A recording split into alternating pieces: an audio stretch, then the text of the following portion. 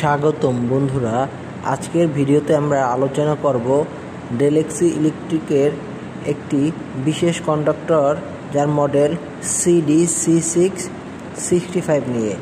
আসুন দেখে নেই এই কন্ডাক্টরের বৈশিষ্ট্য এবং কোথায় কোথায় এটি ব্যবহার করা হয়। এই কন্ডাক্টরটির ব্র্যান্ড হলো ডেলেক্সি ইলেকট্রিক, এর মডেল নাম্বার CD C665। এটি ISO 6094741 স্ট্যান্ডার্ড অনুসারে তৈরি।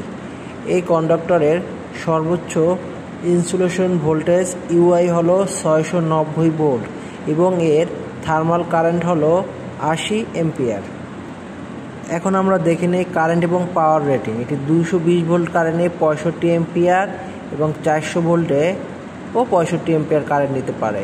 মোটর রেটিংয়ের জন্য এটি 18.5 কিলোওয়াট 200 ভোল্ট 20 ভোল্টের মোটরে ব্যবহার করা যাবে এবং 440 মোটরে 30 কিলোওয়াটের মোটরের জন্য ব্যবহার করা যাবে। এই ডিভাইসটি 2014 সালের 20 সেপ্টেম্বর তারিখে তৈরি করা হয়েছে। এটি সাধারণত industrial automation system, motor control, factory machinery control এবং পাওয়ার ডিস্ট্রিবিউশন সিস্টেমে ব্যবহার করা হয়। বিশেষ করে PFI প্যানেলে এটি ব্যবহার করা হয়। এখন দেখে নিচ্ছি এটার কোন পার্টকে কি বলে। এই যে এখানে আমরা দেখতে পাচ্ছি L1, L2, L3, T1, T2, T3। এখান থেকে মেইন পাওয়ার ইনকামিং হবে এবং এখান থেকে আউটগোয়িং হবে। আমরা দেখতে পাচ্ছি 13, 14, 21, 20, 21, 22। নর্মালি হলো 13, 14 NO পোর্ট এবং 21, 22 এই দুটি হচ্ছে NC পোর্ট। যখন এবং এই পাশে দেখতে পাচ্ছি A1, A2 এই দুটি হলো কয়েল ভোল্টেজ। যখন কয়েলে ভোল্টেজ পাবে তখন কি ঘটে, তখন আমরা যে NO হয়ে যায় NC এবং NC হয়ে যায় NOতে। নর্মালি আমরা যখন ম্যাগনেটিক কন্ডাক্টর দিয়ে মোটর বা অন্য কিছু কন্ট্রোলিং করি তখন আউটপুটে NO দিয়ে লাগানো থাকে। যখন কয়েল ভোল্টেজ পায় তখন কয়েল ম্যাগনেটাইজ হয়ে NOকে NC করে দেয় এবং আউটপুটে ভোল্টেজ চলে যায়।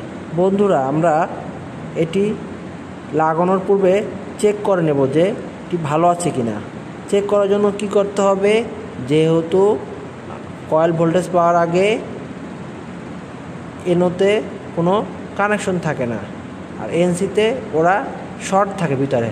তার মানে আমরা যদি মাল্টিমিটারে কন্টিনিউটির মাধ্যমে NCতে ধরি এই অবস্থায়, তাহলে বিপ বিপ শব্দ হবে।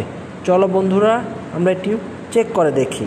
প্রথমে আমরা মাল্টিমিটারটি কন্টিনিউটি মোডে সিলেক্ট করে নিই, তারপরে এর দুটি প্রোব ম্যাগনেটিক কন্ডাক্টরের NCতে আমরা ধরব।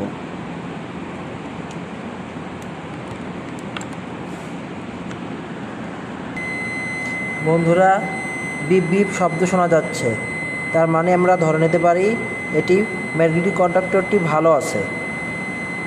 বন্ধুরা, এটি সাবস্টেশনের PFI প্যানেল। PFI প্যানেলে আমরা দেখতে পাচ্ছি ম্যাগনেটিক কন্ডাক্টরগুলো ব্যবহার করা হয়েছে।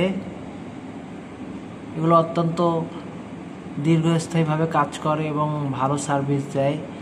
এরপরে আমরা দেখতে পাচ্ছি ফিউজ থাকে এবং ম্যাগনেটিক কন্ডাক্টর থেকে ম্যাগনেটিক কন্ডাক্টর অ্যাকচুয়ালি হলো ক্যাপাসিটর ব্যাংক থেকে ম্যাগনেটিক কন্ডাক্টর হয়ে ফিউজ হয়ে তারপরে বাসবারে চলে যায়। বন্ধুরা, ভিডিওটি কেমন লাগলো আমাদেরকে জানাবেন। নতুন নতুন আরও কিছু জানতে আমাদের চ্যানেলকে সাবস্ক্রাইব করুন। ধন্যবাদ সকলকে।